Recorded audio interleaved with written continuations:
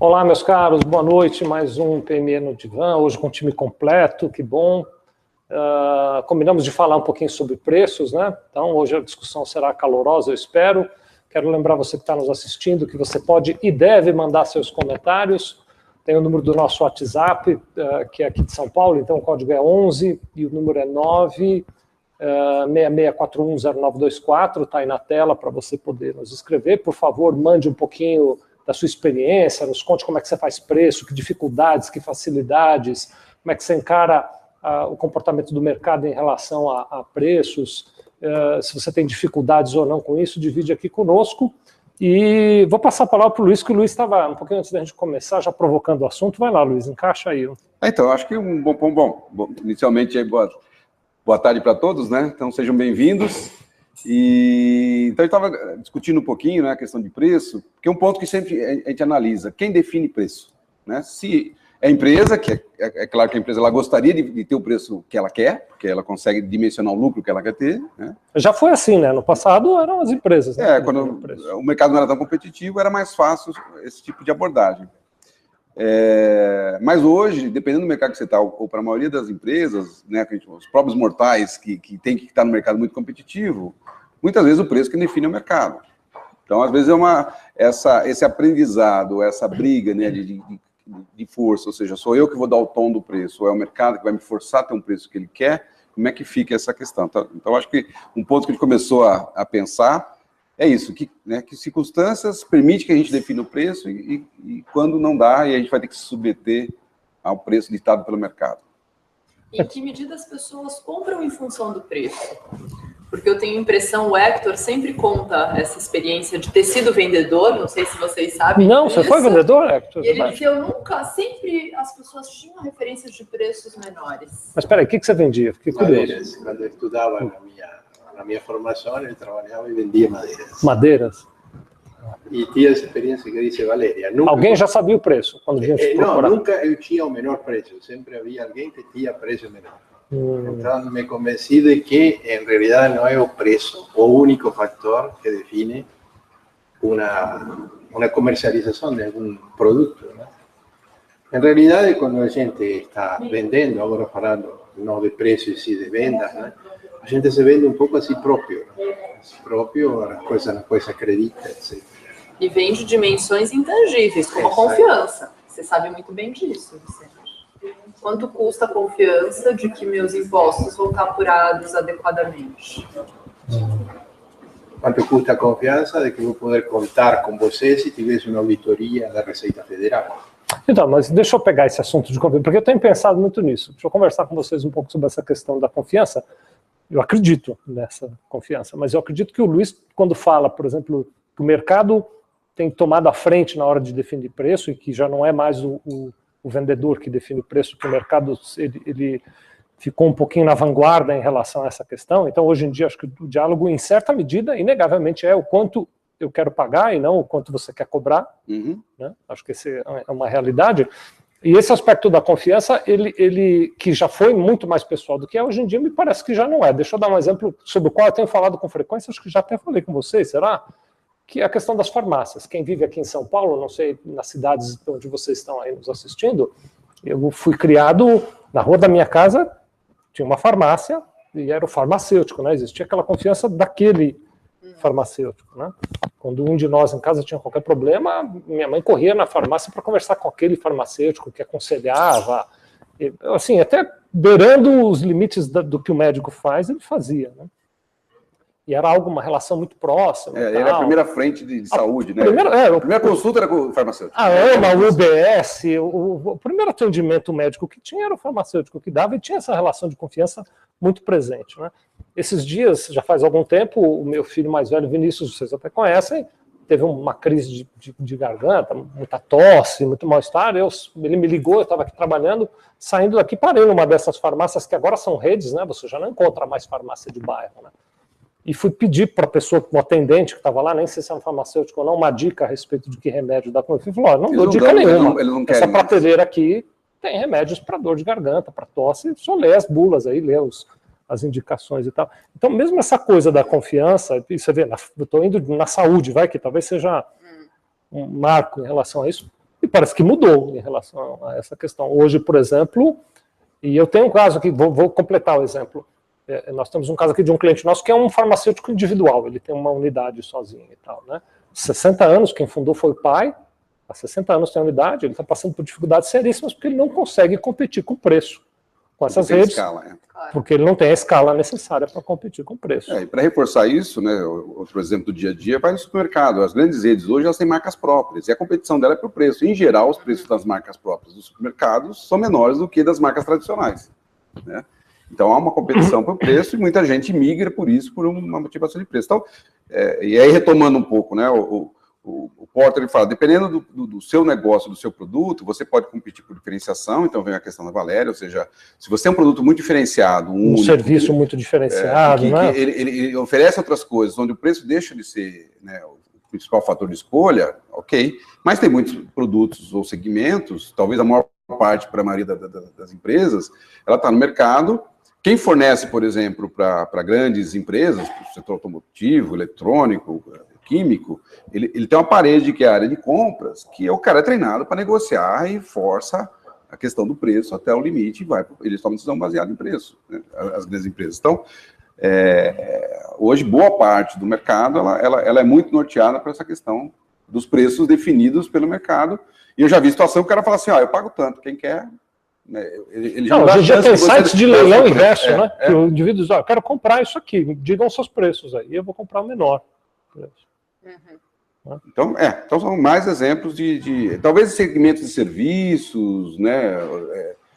Vamos pegar até, voltando à saúde, né? Hoje tem médicos que não atendem por planos, né? Então ele tem o preço dele e tal, mas a maioria dos médicos, elas aceitam planos. Ou faz um mix, né? Outro dia eu fui numa clínica e aí ela falou assim, então, é um esquema diferente, você deixa um cheque lá e eles cobram, depois quando eu receber do plano eles depositam de volta. Não, é um esquema diferente. Quando eu vi o valor da consulta, eu falei, só isso? É o valor que vão pagar para o médico? É um valor muito baixo, eu achei baixíssimo, né? Perto das consultas normais. E está cheio de médico que né, ele ganha por volume, mas o valor dele é imposto pelo plano de saúde, que define, vou te pagar tanto, acabou, né? Aceita ou não aceita. Então, existe muito exemplo. A questão aqui né, é claro que todo mundo sonha em ter um negócio onde você pode definir seu preço, né, dentro do valor que você acredita que o seu produto tem. E acho que talvez a questão é como é que a gente chega lá. Como é que a gente consegue ter um produto tão diferenciado que eu possa ter um preço que o mercado, mesmo que eu esteja acima dos outros, o mercado me reconheça que esteja disposto a pagar o valor que eu acho que eu tenho. Mas eu gosto do modelo mental, e acho que isso é algo diferente mesmo para a gente pensar, de que mesmo que você venda um produto, sempre tem um serviço acoplado.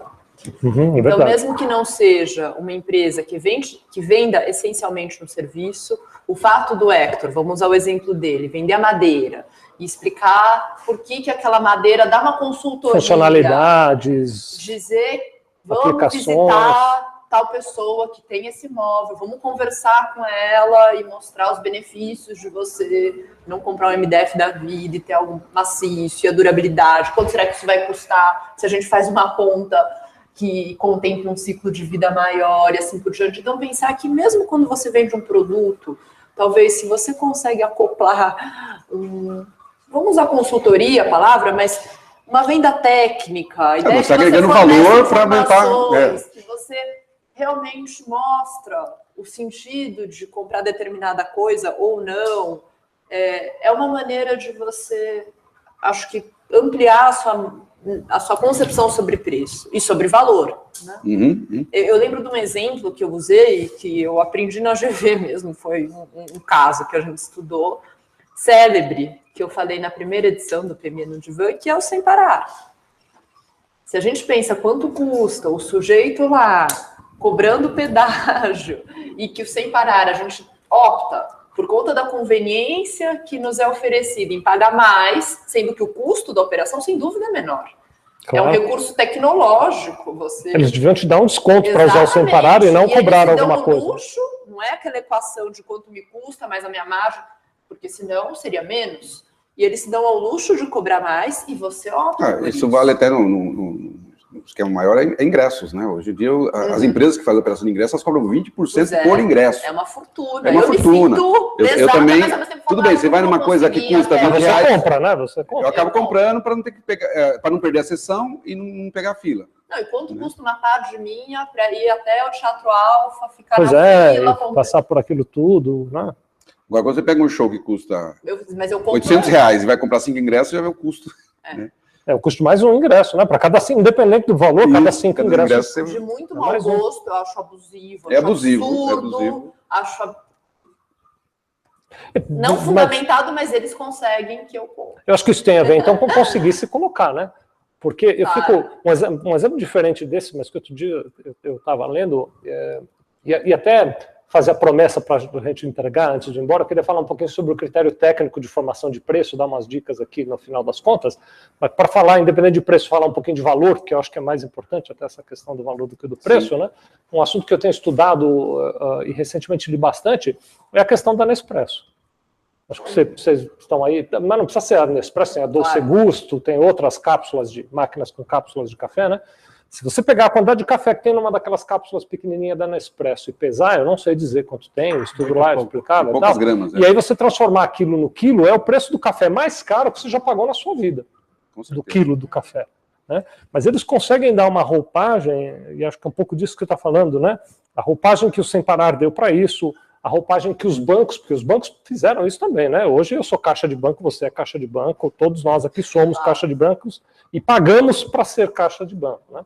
E a Nespresso fez a mesma coisa, ela deu uma roupagem tal que me predispõe a pagar muito mais caro pelo quilo do café do que no armazém do seu Zé aqui da esquina, se ele me cobrar aquilo. Mas, por outro lado também, quando caíram as patentes da Nespresso, que caiu recentemente, e aí o mercado entrou pesado, oferecendo as mesmas cápsulas. Todo mundo hoje tem, né? Reteve os preços da Nespresso, porque quando ele entrou, ele tinha as patentes, era um preço. E hoje você vê que eles não conseguem sair muito. Então, mesmo eles tendo um produto assim, né, diferenciado, caro, como o Potter dizia, mas né? eles pensam no genérico quanto o produto original também. Então, a pressão de preço é inevitável. Não, é um fator, não é o único, concordo, né? É um fator. E aí, eu acho que o ideal é a gente ter duas frentes, tentar diferenciar o produto para que ele tenha um valor maior e o mercado enxergue e esteja disposto a pagar mais do que, né, não procure mais barato, mas porque você oferece algo melhor, é uma frente, né, de valorizar o seu produto, e a outra, você tem uma boa, que acho que é o ponto que você quer abordar, Vicente, é a questão da administração dos custos, que eu tenho outra forma também, já que o mercado ele me limita, em algum momento eu vou ser limitado, vai até um certo ponto, ele é elástico, vai até um certo ponto, o jeito de eu ter, né, o retorno que eu espero do meu negócio é ter controle de custos, né? E aí tem todas as técnicas, que é o trabalho que a gente faz, que é de melhorar os processos de custeio, aumentar o valor agregado dos processos, reduzir os desperdícios dos processos, melhorar a qualidade dos produtos, quer dizer, aí tem uma série de ferramentas de gestão, que a gente já falou em outros programas, que contribuem para que o meu preço continue competitivo, mesmo que ele tenha um valor maior para o mercado. Mas eu queria voltar no Top Club, porque a gente divagou aqui. Você estava dizendo que, então, o teu preço não era, em nenhuma ocasião, o mais barato. E aí, você não vendia nunca? Né? Não, claro que vendia. Lógico, senão não teria podido.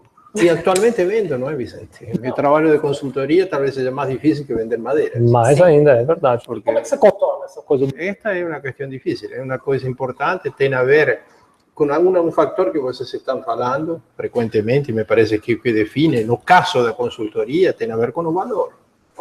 O valor do que você oferece para a pessoa que naquele momento está sendo oferecido. Quero dizer que o que Valério e eu temos para oferecer para uma pessoa não necessariamente vai ser igualmente valorizado por outra pessoa. Então aí vem uma questão importante. Não se trata apenas do valor que o produto tem para mim, que sou o vendedor, e sim o valor que tem para a pessoa que eu vou oferecer. Então, talvez seja importante para o nosso pequeno e médio empreendedor tratar de observar para quem que está oferecendo o seu produto e qual é o valor que para essa pessoa pode ter o seu produto para poder, a partir de aí, definir o preço. E também tem outro fator, né, que eu chamaria elasticidade de preços. Podemos dizer que há um preço do qual a gente não pode escapar, que é um preço médio com uma faixa superior e uma inferior ao redor da qual pode se mover. Mas essa faixa é que mede a elasticidade. quer dizer de que eu posso estar na parte superior da faixa ou então reduzir um pouco até se me convém para não perder algum negócio. O importante é ter uma noção clara de para quem estou oferecendo e qual é a faixa de elasticidade na qual eu posso me envolver, né? Então, o que me parece que está sendo falado é muito real desde um vértice, que é o vértice de nós, o empreendedor, de quem faz o preço. Mas tem outro vértice que também entra na jogada, que é o ponto de quem está comprando, quem está disposto a comprar. Quem está disposto a comprar está disposto a comprar uma necessidade, não um produto. Quero ver uma necessidade dele cumprida. E pode ser atendida de diversas maneiras. Às vezes, como foi dito por Valéria, não é o preço mais barato que me leva a atender minha necessidade. Eu preciso não ter que esperar na fila, então estou disposto a pagar. Ou eu preciso não ter que tomar o trabalho de ir ao teatro e compro uma entrada. E assim, inúmeras coisas. A questão da precificação tem a ver com a habilidade com a qual eu detecto qual que pode ser a necessidade que eu vou atender. Em definitiva, o mercado é um poço de desejos, não é? E se a minha capacidade a oferecer o preço teria que estar lidada com a minha capacidade de ler e detectar necessidades, que não podem ser apenas, entre aspas, definidas por objeto concreto que estou vendendo, e sim pelo que ele significa. E o que significa é diferente para mim, para você, para Luís. Por exemplo, um carro de muito luxo pode ter um significado muito diferente para você do que pode ter para mim ou para Luís. Talvez... Para alguém é importantíssimo, para alguém é obsoleto. Para alguém, o carro de muito luxo revela quem que ele é, de alguma forma está definindo uma espécie de sua personalidade, como ele quer se apresentar, que é uma pessoa que tem poder, riqueza, etc. E vai, de alguma forma, a se colocar até num nível superior que a maior parte da média das pessoas que ele conhece, acha que dessa forma vai ser mais respeitado. Então, naquele momento, ele está disposto a pagar por um carro que custa muito mais em termos de manutenção, de seguro, etc. Há outras pessoas que estão menos preocupadas com isso e acham que o carro não é quem vai fazer a diferença, e sim quem ele é. Então, se você analisa, o preço também está ligado a uma questão psicológica da personalidade. Aquilo que eu vou vender tem a ver com o que significa para quem vou vender. Então, isso responde um pouco à pergunta que Valéria fazia. Agora, por outra parte, isto aqui bate profundamente em uma questão de segurança pessoal. Se eu não tiver essa segurança, vou achar que realmente eu não tenho espaço no mercado, porque sempre o meu preço é mais alto. Vocês colocaram um exemplo muito interessante do farmacêutico que tem sua farmácia e não pode competir porque os grandes trusts de farmácias têm preços melhores pela quantidade, etc. Então, se ele se desanimar, ele vai fechar a porta, obviamente. Agora, que é o que vem acontecendo sucessivamente. Fora aqueles mercados charmosos em casa. No nosso bairro tem alguns remanescentes de secos e molhados. Você vê a pessoa vendendo damasco, vendendo em pequena, como se fosse que já é mais difícil de atender, né? Pois é, mas eu me sinto, mas é uma questão de valores. Eu faço questão sempre que eu posso de comprar lá. Talvez seja um pouco mais caro, mas eu sinto que eu estou numa relação onde a pessoa sabe meu nome, sabe o que eu gosto, que eu gosto dessa fala que chegou no queijo da Serra da Canastra. É outra experiência mesmo. É uma questão de experiência. É a diferença de comprar na feira, né? A feira você tem contato, é outro calor. É fresco, o que está dando, você ouve sobre a colheita. Eu já ouvi aqui. Também pode ser diferente. Por exemplo, para minha esposa, ela se divertia muito quando ia na feira. Ela brincava com Eu adoro ir na feira. Eu também adoro. Ela brincava com todos os feriantes. Aliás, sabia que o cara era de Corinthians, ela brincava com Palmeiras. E provocava cada um. Provocava todos. Eu agora vou todo domingo, aliás, fica uma dica aí para quem nos assiste que vale a pena, na feira do Parque da Água Branca. Isso que tem orgânicos lá e tal, são todas coisas orgânicas e você vê realmente um contato, como não tem intermediação, e perto da feira do Parque da Água Branca... são bem mais caros, viu, Ale? Não são tanto, porque tem um... É que o orgânico tem uma produção menor. Mas você corta, porque você está direto com a pessoa que produz, que colhe. Não tem um o atravessador sacolão compra de uma figura como essa, lá você está comprando diretamente. Então, não há tanta diferença, não é tão expressivo e é tudo orgânico. Mas eu quero dizer que mesmo que houvesse diferença, você estaria disposto a pagar porque é um produto orgânico. Então, eu estava querendo abordar esse tópico, porque o Luís com frequência fala, você já deve ter ouvido ele falar, eu já ouvi várias vezes aqui, que é do valor que você entrega para o teu cliente. Né? Já vi você abordar muito essa questão. E acho que é um pouco Visto disso. desde que óptica, Vicente? Visto da óptica do cliente. Né? Nós não fazemos isso. Então, acho que começamos a responder aquela sua primeira colocação. Não sabemos ainda quem define preço, o Luiz, mas me parece que todos nós estamos concordando que quem define o valor é o cliente. Isso. Né? O cliente é que faz só para reforçar o seu ponto, Vicente, assim, dentro essa questão de valor, a metodologia Lean, né, que a Toyota utiliza, ela tem 3 quesitos para definir se agrega valor, né? 3. Tem 4 aí. Se tem transformação, ou seja, o que você está pegando uma matéria-prima e transformando em algo melhor, ou está gerando algum serviço, né, alguma informação. Agregando algo. Então tem uma transformação, é um requisito para ter valor. Eu sempre brinco, falo, quanto custa o quilo do aço, do silício, que faz o vidro, etc., e quanto custa o quilo do celular, né? Isso é a diferença, uma coisa que vai de R$20 para R$10.000 o quilo, né? E é o café também da cápsula, etc. Então, é a transformação. O outro quesito é algo que o cliente dê valor, ele queira. Que é o que o Ego está colocando. Eu vou atender uma demanda, eu vou atender uma necessidade. Né? Eu estou entregando um valor determinado pelo cliente. Para mim. Para ele pode não ser. Então, para o cliente. Então, isso vale, por exemplo, se você, eu até brinco também, se você pega um quadro, printa uma tela, você transformou uma tela tal num quadro. Agora, se ninguém comprar, houve transformação, mas ninguém deu valor. Você não consegue transferir aquela mudança, né, que você colocou para o produto. E o terceiro, que é um pouco mais técnico, é feito certo a primeira vez. Consertar certo da primeira vez. Que tem a ver com a qualidade, ou seja, porque às vezes eu pago para consertar uma coisa para mim. Né? Claro. E tem transformação, porque entra um produto quebrado e isso é um produto bom. E eu pago, eu dou valor. Mas aquilo é fruto de uma não qualidade. Então, do ponto de vista do Link, ele busca eliminar desperdícios. É um desperdício você ter que pagar para consertar algo que devia estar bom. Né? Então, só para reforçar seu ponto, que o valor, são vários... Tem uma metodologia interna, mas no fim, quem dita o valor me parece que é o cliente. E aí eu volto numa coisa que frequentemente nós voltamos aqui, né? Que é a empresa saber o que ela está fazendo. Ela ter claramente que missão ela tem, que visão ela tem, que valores, do ponto de vista de valor ético.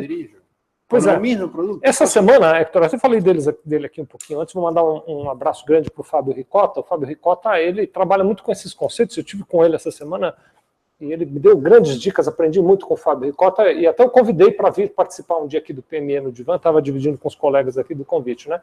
E ele disse o seguinte, olha, a primeira coisa que você precisa fazer para começar a trabalhar nos seus produtos, e até para pensar na questão de preço, é você definir que personas você atende.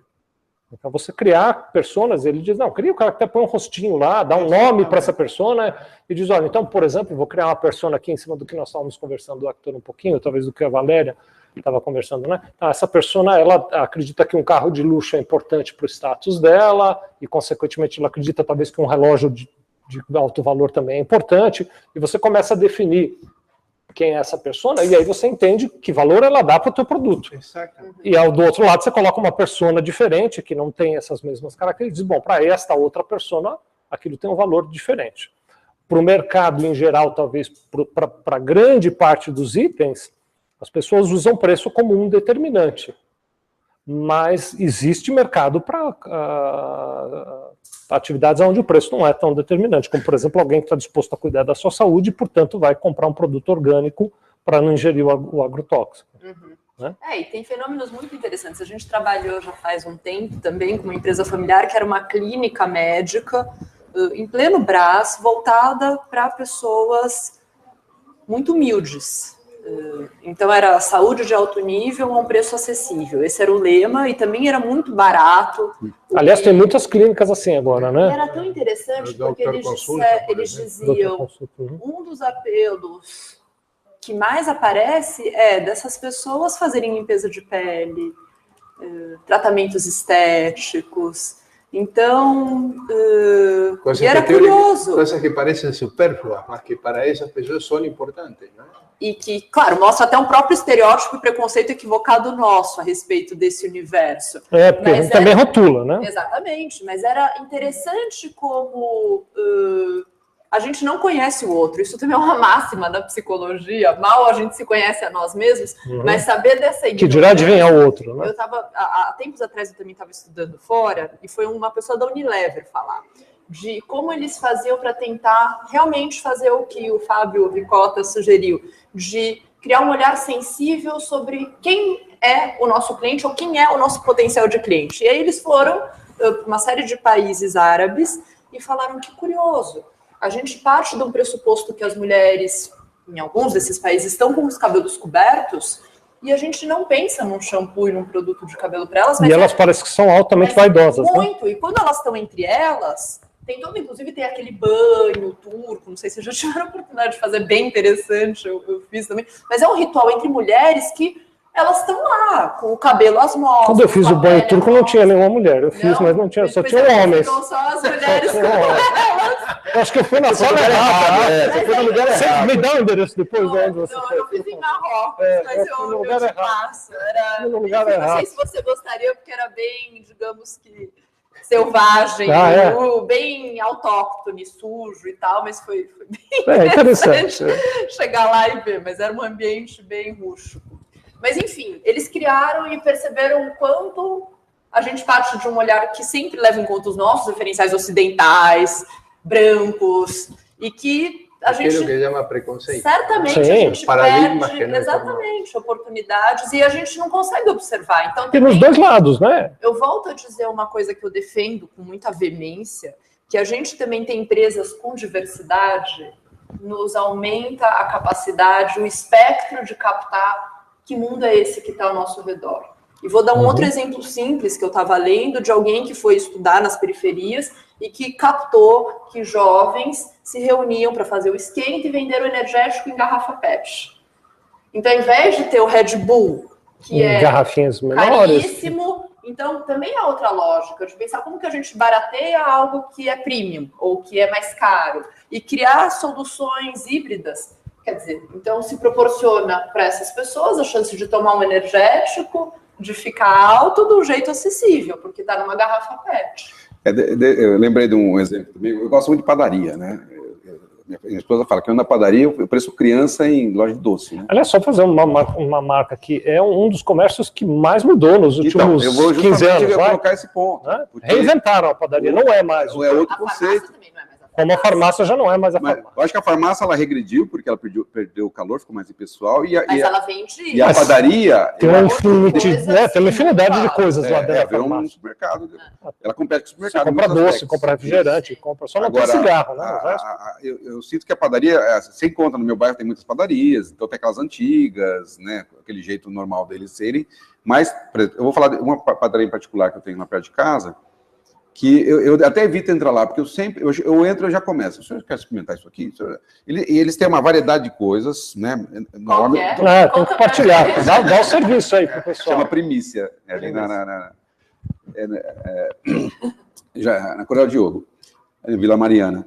E então eles vão lá, eles oferecem as coisas, eles têm um monte de opções, saem coisas quentinhas, cheirosas, e os funcionários são atenciosos, atendem bem, então oferecendo coisas o tempo todo, então você não consegue, você vai comprar meia dúzia de pãozinho, que gasta R$5, você gasta 30, 40, porque você leva churro, leva não sei o que, doce, eles fazem um biscoito com queijo parmesão polvilhado, então eles te pegam pelos seus sentidos, né, olfato, paladar, etc. E aí você esquece do preço.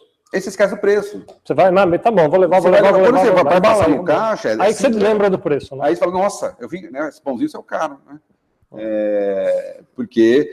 E acaba sendo um lugar que você... Então, de alguma maneira, alterou a sua percepção de valor, né? Ele mudou a sua percepção a padaria, ela saiu daquele lugar que vendia pãozinho, né?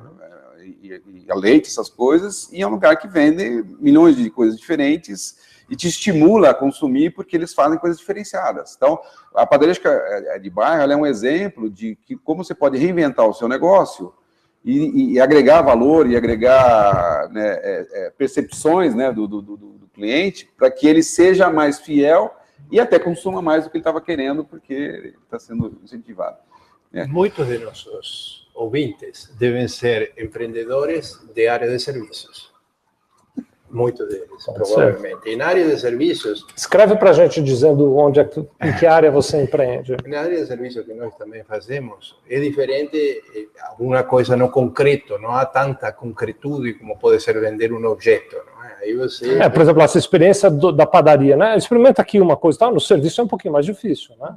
Mas eu estava pensando realmente em que nós estamos falando em valor, mas o valor é um conceito que não é fixo e que não é de valor que eu dou às coisas, mas eu tenho que saber qual é o valor que o meu cliente dá às coisas. E a segunda coisa é criatividade e inteligência. O que eu vou oferecer uma vez que descobri qual que é o valor? Vou dar um exemplo.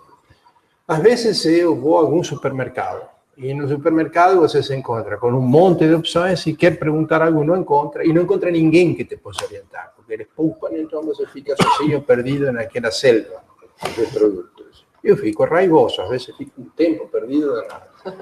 Mas tem um supermercado, também não estamos aqui fazendo propaganda, que me apaixona, porque precisamente você sempre tem alguém que está disposto a até deixar de fazer o que está fazendo. Certamente tem um preço diferente. Eu não sei se o preço é mais alto, deve ser um pouquinho mais alto, mas a diferença é que eu volto lá porque sempre sou atendido, e todas as pessoas, com uma consideração muito especial. Então, há uma preocupação com algo que frustra o cliente, que é não encontrar o que procura ou não ser suficientemente bem orientado. E naquele supermercado você sempre... Isso acontece há vários anos. O mercado chama Safari, em Pompeia. Agora abriu um em Morumbi. Abriu um em Morumbi. Mas no shopping ali, não é? No shopping. Eles têm uma visão, uma preocupação muito diferente do que o supermercado, que só faz uma troca de produto. Vende para fazer rodar mercadoria. Lá, eles querem retornar ao cliente. Então, veja, estamos falando do mesmo objeto de venda, do mesmo sistema, se você quer, mas visto desde uma óptica mais, vamos dizer, uma óptica mais inteligente, no sentido de que o cliente busca, qual é a necessidade que você tem quando vai ao supermercado. Eu vou ao supermercado porque não quero perder tempo, normalmente. Eu preciso comprar algumas coisas rápidas. Não, mas se você pegar, por exemplo, eu tenho uma tia que ela vive dizendo isso, que ela não vai ao mercado e compra tudo de uma vez, porque ela é aposentada e tal, então ela sabe que ela precisa de sabão em pó, que ela precisa de macarrão, que ela precisa de molho de tomate e de queijo, mas hoje ela vai e compra sabão em pó. Amanhã ela volta para comprar o macarrão e tal, para se manter ocupada. Então, para ela, por exemplo, ela não tem pressa de sair rápido do mercado.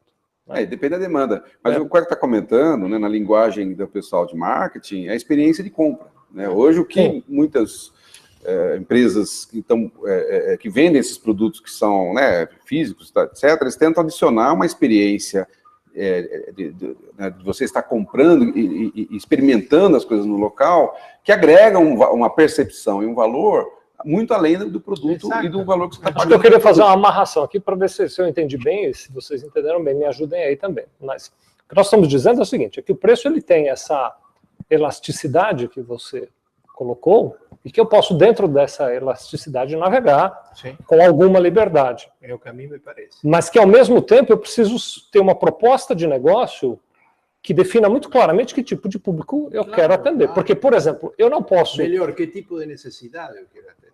Que tipo, exatamente, que necessidade do meu público eu vou atender. Porque o erro não é eu estar na faixa superior de preço, nem eu estar na faixa inferior de preço. O erro é eu me posicionar no preço em uma das faixas distinta da necessidade do cliente que me visita. Né? Que não é consistente. Então, por exemplo, eu não posso ter o preço mais alto e não ter ninguém para atender o meu cliente que está dentro da loja.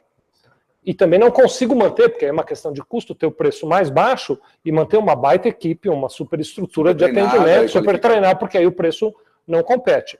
Então, é possível eu navegar dentro disso desde que eu alinhe o meu negócio àquela proposta que eu tracei em missão, visão e valores.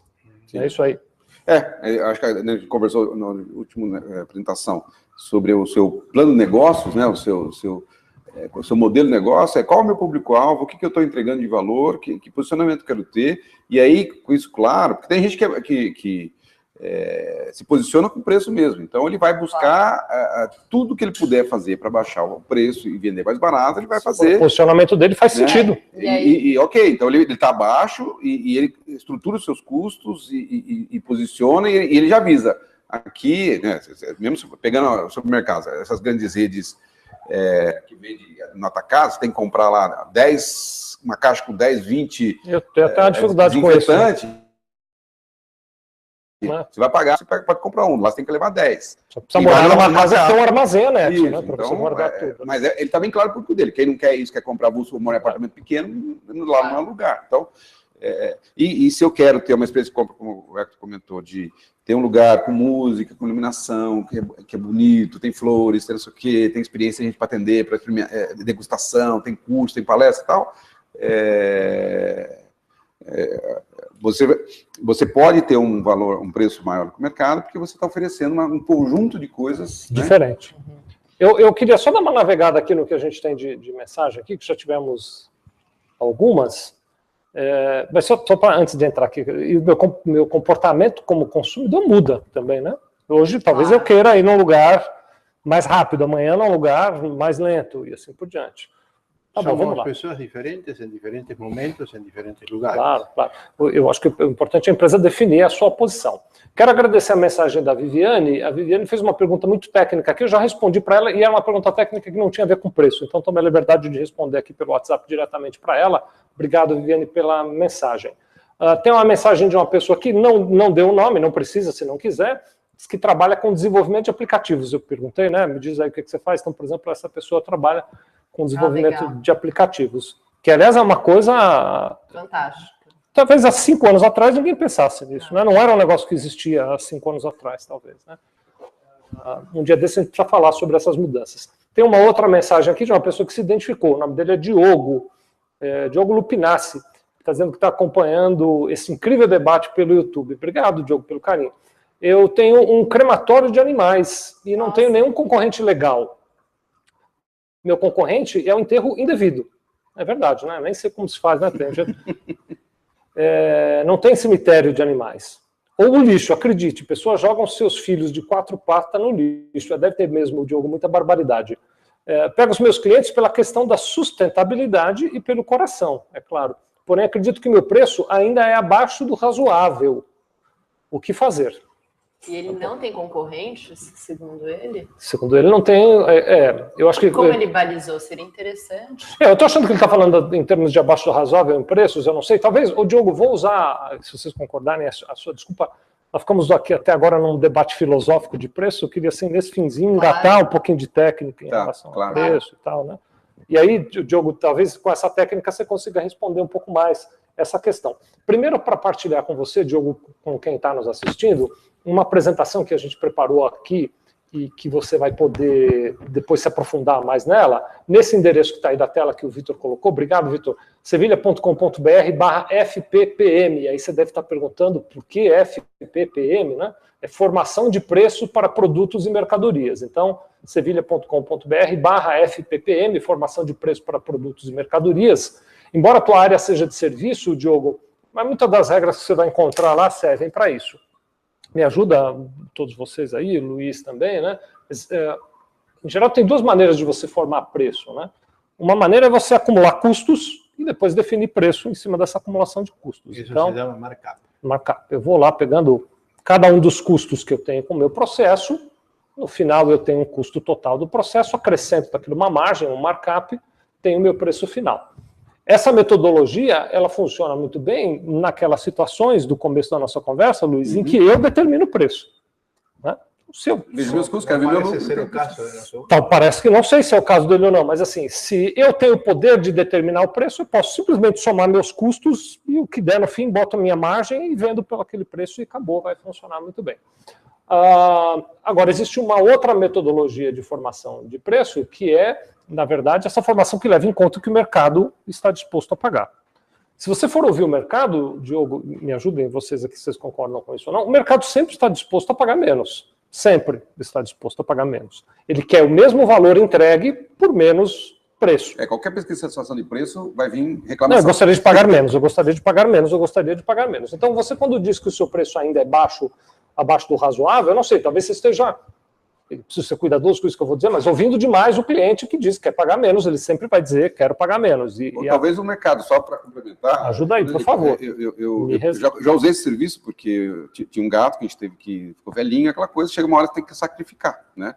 E as clínicas veterinárias, elas já têm, elas acho que elas terceirizam, elas compram esse serviço Então, eu não compro diretamente dele, eu pago, mas não paguei barato, não. Ou seja, talvez a negociação, né? Não sei se ele vende direto para pessoas físicas ou se ele presta serviço para clínicas, que é onde as pessoas levam os animais para geralmente sacrificar, porque já estão no fim da vida e você não quer que o bicho sofra. Né? O meu gato já não andava mais, não comia mais, não adianta insistir, né? Foi até o último momento. Uma vez eu também precisei fazer isso com uma cachorra, comprei o serviço de crematório também lá no veterinário. Na clínica veterinária.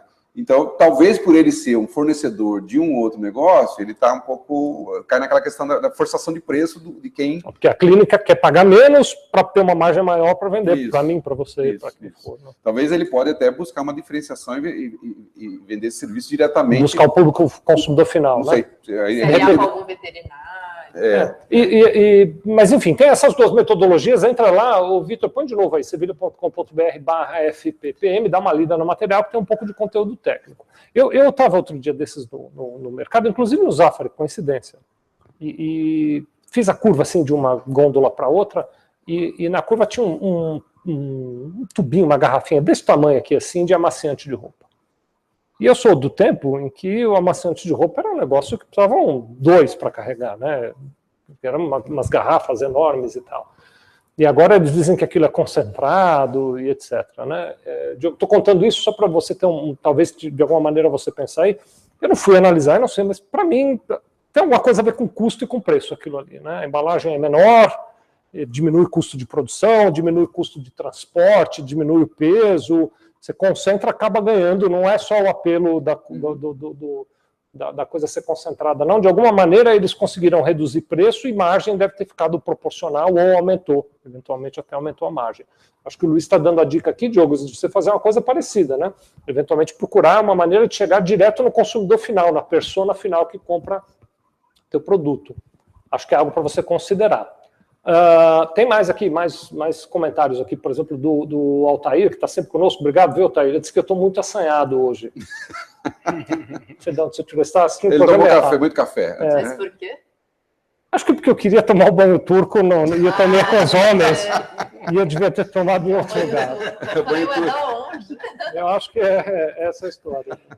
Eu tomei o meu banho turco em Istambul, mas lá não tinha essa opção, que você quer ir com homem com mulher. Quando eu entrei, só tinha homem lá dentro. Ele pensa nisso até hoje. É um pesadelo. Eu perdi. Não, eu não sabia que eu tinha opção demais, né? Mas enfim, tá bom, vamos lá. Ele escreve aqui o seguinte: devido à intangibilidade dos serviços, o valor percebido pelo cliente é fundamental para a precificação. Como o Fábio Ricota falou, é preciso definir uma persona, é verdade. Com base nessa definição, conseguimos gerar o valor necessário percebido pelo cliente. Acho que o que o Altair está dizendo, tenho certeza que você foca naquela persona, né? Precificando com base nas dores e nas necessidades do cliente. É isso mesmo, Altair, não diria melhor. Mas trabalhar a percepção do cliente é fundamental, é verdade, para melhorar a precificação com base na necessidade da persona. Então, Altair, só para completar, e palavras do Fábio Ricota, que com certeza virá aqui nos dizer. O Fábio Ricota apresenta um conceito que ele chama de nutrição. Valéria falou dele hoje aqui.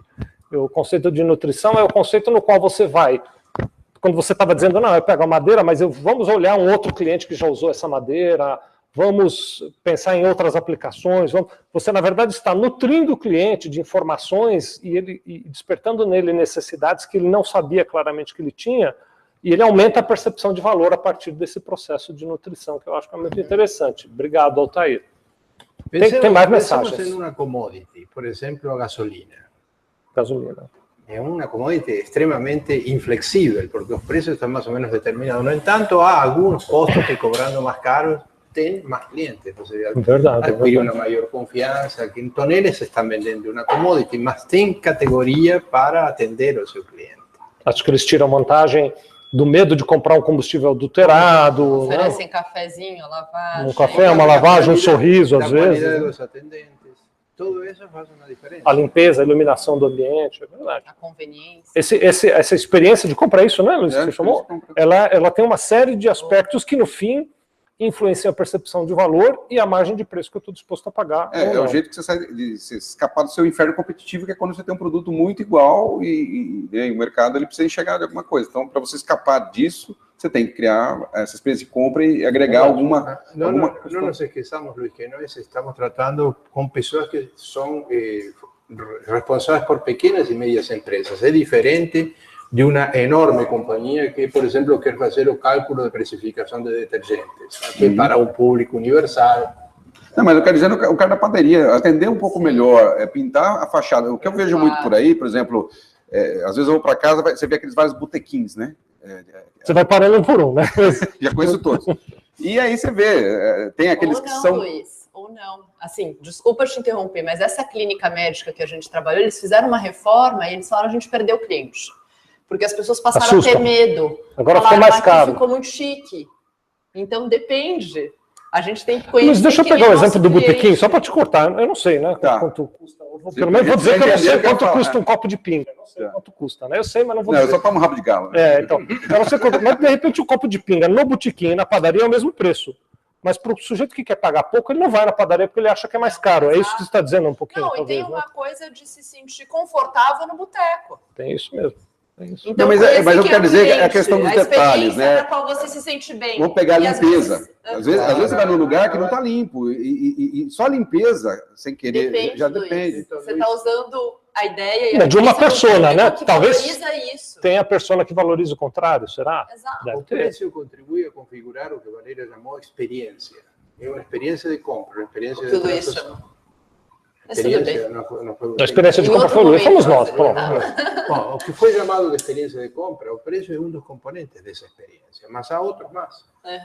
Claro. Sem dúvida. Então, a construção de um preço e a percepção de qual que é a necessidade que vai ser atendida é fundamental. Então, mas acho que é uma mensagem importante que a gente já falou, mas eu quero repetir para quem está nos assistindo, que está interessado também, mas aí, o que eu faço com o preço? Tá? Que assim, eu não preciso ficar preocupado em ter o preço mais baixo e nem ter um preço mais alto. O que eu preciso estar preocupado é em ter uma proposta de negócio que esteja compatível, que mantenha a relação com o tipo de público que eu atendo e com as necessidades desse público, para ele perceber o valor de acordo com o preço que eu tenho. Mas voltando, eu acho que tem, só fechando o ponto, né? Tem algumas verdades universais. Atender bem, um sorriso, uma limpeza, tal, né? Uma limpeza mínima, né? Um lugar sujo com rato, barata, não tem público-alvo para isso, né? Então, mas o que eu quero dizer é assim, que às vezes você vê esses botiquins, aí tem de todo quanto é tipo, né? Desde o sujinho lá que tem, né? Eu lembro que na faculdade tinha bar que todo mundo adorava, chamava sujinho. São Paulo tem vários, né? Esse daí. Tem o sujinho. Tem o sujinho. Tem, o sujinho. E porque ele é simples, ele é informal, e o pessoal gosta disso. Né? O valor dele está nessa característica dele. Né? Mas eu quero dizer que existe questões que você pode... Né, aquele atendente que está com má vontade, está indisposto, está querendo esperando a hora para ir embora, etc. E as pessoas percebem quando, né, a pessoa assim? não se importa com ela. Hoje eu fui atendido por alguém assim na hora do almoço. Então, assim, o dono do pequeno negócio, ele tem que estar preocupado se as pessoas estão ali de frente, como é que ela está sendo percebida. Então, o que eu quero dizer, assim, você pode... independente de qualquer coisa, não cometer erros básicos. Né? Conversando com o cliente, né? Só de conversar com o cliente... No início do programa de qualidade no Brasil, as empresas montadoras de carros gastavam uma fortuna em poder implantar sistemas de qualidade e melhorar os carros. Vocês lembram da época de Collor, que ele criticou os carros nacionais? Que era uma carroça. Todos saíram a investir. Eu não era nascido nessa época ainda, mas eu li bastante já. Mas os carros realmente tiveram um investimento enorme. E eu fui a comprar um carro e você vê que o vendedor está tão mal preparado que a empresa que investiu em tudo isso perde no momento final porque não tem... Por conta do último da cadeia de relacionamento. É o vendedor. Então, o preço tem a ver também com a relação de compra. Claro. Quer dizer, não é apenas um produto, é muito mais coisa que isso. Estou querendo voltar aqui para não deixar muita coisa em aberto. Aqui, olha... Aquele rapaz do desenvolvimento de aplicativo, estou supondo que é um rapaz, não sei, né? De repente é uma moça, né? Também. Enfim, a pessoa do desenvolvimento de aplicativo escreveu de novo aqui, dizendo, olha, muitas vezes os nossos clientes conseguem enxergar que estão gastando mais com o processo atual, manual ou papel, mas não se sentem confortáveis em pagar o preço para automatizar, mesmo enxergando que o processo atual é mais caro. Sim. Isso... É o que a gente fala, né? Às vezes você tem produtos que todo mundo precisa, né? Ajuda todo mundo. Outro dia eu estava conversando com um corretor de seguros, né? Ele fala, o seguro é uma coisa que todo mundo precisaria ter, mas o mercado, Nem somente todo no mundo Brasil, tem. nos Estados Unidos todo mundo tem seguro, mas no Brasil a maioria não tem, né? Por uma questão cultural, um preconceito, uma percepção de não valor para esse tipo de produto, né? Então tem produtos que a gente às vezes tem que educar o mercado, você tem que convencer Acho que o mercado. caso dele, por exemplo, é nutrição, né? Ele tem que nutrir o cliente dele. Você tem que alimentar o cliente e convencê-lo. Muitas vezes é difícil. A gente trabalha em consultoria, a gente tem soluções. Uma vez eu fiz uma proposta para um cliente de desenvolver um projeto de risco, 100% de risco, porque o problema dele não era tão difícil de resolver, era uma questão de tempo. Ele ia me pagar depois, se tivesse sucesso, dentro de uma porcentagem, ele achou caro. Mas eu queria explorar um pouquinho mais isso para o rapaz do aplicativo. Então, por exemplo, nesse modelo, não estou dizendo para você fazer, tá bom? Mas o Luiz fez isso, de repente você se interessa. Ele diz o seguinte, tá bom, eu vou fazer um aplicativo de graça e você me dá um percentual do que você economizar ao longo do tempo, é isso? Isso, Por seria exemplo. mais ou menos essa linha. Mas daí ele faz a conta, né? Às vezes o que eu cito é que às vezes ele acha que você vai ganhar muito, então para você não ganhar tanto, ele também prefere continuar do jeito que está. Porque tem isso, né? Tem essa psicologia, né, Hector? Não importa o quanto eu ganho, importa o quanto você ganha também. Não é a visão ganha-ganha, né? É uma visão assim, só eu ganho. Tem um monte de mensagens aqui, que bom, eu acho que de todos os dias hoje está sendo o mais movimentado. Devia ter falado de preço no começo, né? Devia ter falado de preço no começo, né? Tá bom. Não tem preço isso. Vamos dar aqui uma passada aqui, vamos ver se a gente consegue atender todos os outros aqui. Tem uma pessoa perguntando se a gente mantém algum grupo. Eu estou achando que é algum grupo de WhatsApp. Não, a gente não mantém nenhum grupo de WhatsApp, não. Mas todas as terças-feiras, 18 horas, nós estamos aqui. Aí você se junta a nós nesse número que está aí na tela para participar. Obrigado pela tua audiência. Tem os nossos e-mails, né? Tem os nossos e-mails. O Vitor vai fazer uma passada aí enquanto eu vou falando os e-mails de todos nós. Você pode escrever para nós nos e-mails. Tem a nossa página do Facebook. O Vitor também, na sequência, aí vai botar a página lá do Facebook. Você pode se inscrever para acompanhar-nos lá pelo Facebook. Tem mais uma pessoa que só escreveu para dizer parabéns pelo debate, obrigado, não se identificou, não precisa, como eu já disse, é um prazer saber que vocês estão gostando aí. E finalmente o desenvolvimento do aplicativo escreveu de novo para dizer que ele é um homem. Rafael, muito bem, Rafael. Assim que eu souber onde é aquele banho turco que a Valéria vai indicar, eu repasso para você também. É no Marrocos. No Marrocos, assim, mas eu vou conseguir indicações mais precisas.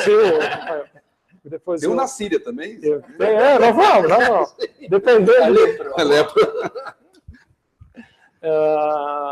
Tá, eu estava aqui imaginando também que, assim, para voltar um pouquinho nessa questão de como o mercado tem se comportado em relação a preço, né?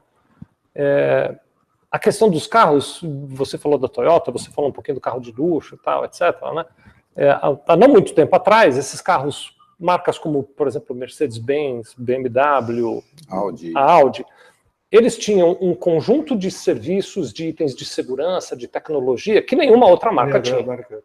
Né? Então você podia procurar qualquer outra marca, vou pegar uma marca muito conhecida, Ford, a GM, mesmo os carros mais sofisticados de Ford e GM, não ofereciam itens de segurança, de tecnologia e de luxo mesmo, painéis sofisticadíssimos e tal, que eram uma coisa restrita para a BMW, para a Mercedes, para a Audi, e essas marcas, então, elas conseguiam ter um preço absurdamente maior do que os outros carros. Né? Há não muito tempo, os carros, acho que os primeiros que quebraram com isso foram os carros coreanos, né? Os japoneses, em certa medida, mas não bem no luxo, né? Eles foram mais na faixa comum. Os carros coreanos, me parece que foram os que inovaram em relação a conseguir entregar os mesmos itens de luxo que Mercedes, que BMW, que Audi, que outras marcas, por um preço extremamente mais competitivo. E isso provocou uma mudança, inclusive, do mercado americano, né? Um pouco mais pelo japonês primeiro, mas depois também pelo coreano. E outro dia desses, não faz muito tempo, eu estava vendo um comparativo entre o que esses carros dessas marcas ditas de luxo oferecem e que os coreanos oferecem, por exemplo. Você se descobre, no final das contas, eu não estou fazendo propaganda nenhuma aqui, que os coreanos oferecem mais itens por um preço mais barato, por uma manutenção menor, e em certa medida, eles estão dando evasão para isso que a gente estava falando até agora, né? Que o mercado percebe valor também, mas olha preço, né? Mesmo o comprador de um carro de luxo começa agora a ver preço e a dizer, não, peraí, eu consigo ter esse conjunto em outras marcas, que é exatamente o que o Potter dizia, né? Que mesmo que você se diferencie por qualidade, um dia você vai ter que tratar de preço, você vai ter que tratar de custos. Isso acaba virando também um commodity, né, nessas soluções. Então, algumas soluções de segurança, airbag, ABS, essas coisas, a maioria começa a virar um item de série. Então, aquilo que era um diferencial no começo vira um commodity. Então, essas empresas, né, que a gente citou de marca premium, de carro, o que elas têm feito é buscar inovação, né? Daí farol com LED, aí o mercado comum começa também a ter farol com LED. Mas muito rapidamente, né? Isso. E aí começa computador de bordo, interação, é uma briga, e é claro que eles têm uma marquinha lá que tem valor, né, que é o que, talvez na prática, no final, a única diferença é a questão a marquinha. A marca, e não tanto o carro em si. E aí eu acho que essa questão da inovação, já falamos aqui de inovação, essa semana eu estava assistindo um programa de carros, na verdade era um programa que estava apresentando uma feira que houve agora na Alemanha, com vários carros conceitos. E a Lexus, que é uma marca conhecida, lançou um carro esportivo, muito sofisticado e tal, e que na parte de trás do carro ele tem um quadrado preto. Em cima do quadrado tinha um objeto da cor do carro, mas um objeto estranho, eu não consegui identificar o que é aquilo. Daqui a pouco o indivíduo entrou no carro, ligou, o carro começou a andar, e aquele objeto então decolou. E aí foi que eu percebi que era um drone, que vem com o carro. E enquanto o carro está andando, o drone sobrevoa o carro, ele vai mostrando, vai adiante do carro, vai atrás do carro, e o motorista tem dentro do carro um painel onde ele vê as imagens que o drone está produzindo, né? Eu não sei nem qual é a utilidade disso, e ainda preciso definir se eu gostei ou não. É uma distração, né? Tem que tomar cuidado. Ou até uma distração. Eu não sei se é bom, não sei se é ruim e tal, mas assim, você estava falando do farol de LED, me parece que eles estão buscando coisas até mais profundas do que isso. Né? Carro híbrido. Para despertar valor, né, Hector? Para mexer com a percepção de valor do comprador, talvez. Né? Veja que vocês falaram muito em valor do produto e você também falou em missão, como é visão e valores. Missão e valores. Então, valor do produto e valor da organização teriam que ter uma certa sintonia. Os valores da organização com o valor do produto para o cliente. Vejam que da forma como nós os colocamos, parecem coisas que estão em estágios diferentes ou em âmbitos diferentes. O valor da empresa, os valores da empresa teriam que estar sintonizados com o valor que nós queremos que o cliente veja no nosso produto. São coisas meio filosóficas, mas se nós não falarmos assim, vamos que são concretas, né? Vamos continuar dando voltas como cachorro atrás do rabo e jogando gelo sempre. Não é nenhuma novidade das que foram ditas aqui. Nós não falamos nenhuma coisa nova que não possa ser encontrada na própria internet. Uma pesquisa rápida. Uma pesquisa Google, uma pesquisa rápida. Só que o que nós estamos falando é da forma como isso nos impactou. Qual é a nossa experiência com o valor? O valor de nós mesmos, de nosso trabalho. O valor de este grupo. Qual é o nosso valor? Alguns clientes, algumas pessoas, como você menciona, estão dando valor. Que bacana, obrigado novamente. E é um valor que não tem a ver com uma remuneração nossa. Pode ter com um futuro de maior, sei lá, maior trabalho, maior reconhecimento, mas um valor que tem a ver com algo muito mais, como diria, muito mais profundo, mais pessoal, mais transcendente, não é? E esse é o valor deste trabalho. Por isso que talvez as pessoas deem valor. Porque nosso valor de nosso grupo está sintonizado com o valor que as pessoas estão buscando. Claro. Só para a gente resumir, que está no nosso horário, né, professor, acho que a dica aí para quem está nos assistindo é entender que o preço ele não deve ficar só restrito à parte tangível do serviço ou do produto, mas sim ele tem que ser combinado com o intangível, que é a experiência de compra, é o sorriso e outras coisas, que aí depende de cada negócio. O valor da necessidade atendida. Da necessidade atendida, que é isso que vai fazer com que talvez o seu preço possa ser acima da média, um preço mais diferenciado, e você tem um negócio mais sustentável. Né? Não precisa ser abaixo. E penso também numa sugestão prática, porque também me coloco no lugar de quem nos assiste. Muitas vezes eu penso, eu escuto tudo isso, mas e amanhã? Amanhã de manhã, faço o quê, né? O Vicente sempre traz. E tem medidas simples de você, a gente já fez isso, da gente perguntar para o nosso cliente, escuta, que diferença a gente faz? O que você perderia ao deixar de nos contratar? O que você valoriza naquilo que eu te ofereço? E a gente, às vezes, pode se surpreender muito. Por exemplo, você pode ouvir, Vicente, eu adoro que você esteja na Casa Verde, que a Sevilha seja bom, coisas que você até então nem tinha pensado que fariam tanta diferença. Claro. Então, a gente não tem como saber do outro sem indagar. Não, acho que conversar com o cliente é algo que não se faz. Ter muitas notícias e de, eventualmente, coisas que a gente está oferecendo e não se vê valor nenhum. Por exemplo, uma vez eu fui falar num determinado salão, eu falei, eu odeio que vocês tenham manobrista, eu acho que vocês me cobram mais caro por isso, e eu não dou valor, eu venho andando, adoraria que vocês, claro, sou eu, né, a minha experiência, eu venho de bike, eu venho andando, então para mim eu não valorizo isso. Se você quiser tirar, do meu ponto de vista, e eu puder pagar menos, eu vou adorar, no corte de cabelo, etc. E talvez foi uma surpresa, vai saber quantas pessoas, de repente, não valorizam o manobrista. Ou quantas exigem que tenha valor. Só vai lá porque tem que... Claro, também a minha escolha de... Porque às vezes você está no salão que não é o da tua persona. Exato. Né? Mas o que eu ia dizer, o que você está trazendo aqui, é uma coisa que é importante demais, é que as pessoas podem conversar muito mais com seus clientes. Isso. Em alguns momentos parece que tem uma barreira, né? Eu não vou perguntar isso para o cliente, vou contratar um consultor, eu vou pesquisar, mas não vou perguntar para o cliente. E muitas vezes o cliente está disposto a compartilhar isso. Sim. Tá bom, a gente não vai estar aqui em algumas semanas. Desejamos um bom trabalho. As próximas duas, né? Vocês vão disputar as Olimpíadas, né? Exatamente. A gente vai estar no Rio de Janeiro. Essa é a notícia ruim, né? Da noite. Conta o nosso segredo. Mas vamos eu e Luiz aqui... Você vai continuar batendo bola aqui. Continuar batendo bola. Semana que vem, aliás, tem uma notícia para dar para vocês. Nós vamos ter um convidado que é o fundador da ReHap, aquela rede de lojas. Ele vai estar aqui um pouco falando... Nós vamos falar sobre empreendedorismo, mas focado no case dele, né, Luiz? Vamos tentar aprender um pouco com ele. A experiência dele. O que vocês vão fazer é perguntas para ele. Esperamos saber fazer as perguntas certas, mas você que está nos assistindo também vai ajudar mandando as suas perguntas, viu? Fazer perguntas certas é importantíssimo, tanto aqui quanto para nosso ouvinte, para pedir, como a Valéria disse, saber o que perguntar para o ouvinte. É muito importante. Então vão aí pensando no que vocês gostariam de ouvir para o empreendedor tão bem sucedido quanto o Ricardo Sayão, que vai estar aqui conosco na próxima terça, também conhecido como dia 9 de agosto, né? Sem Valéria, sem Hector, mas vamos fazer o possível para atender vocês aqui. Obrigado pela participação.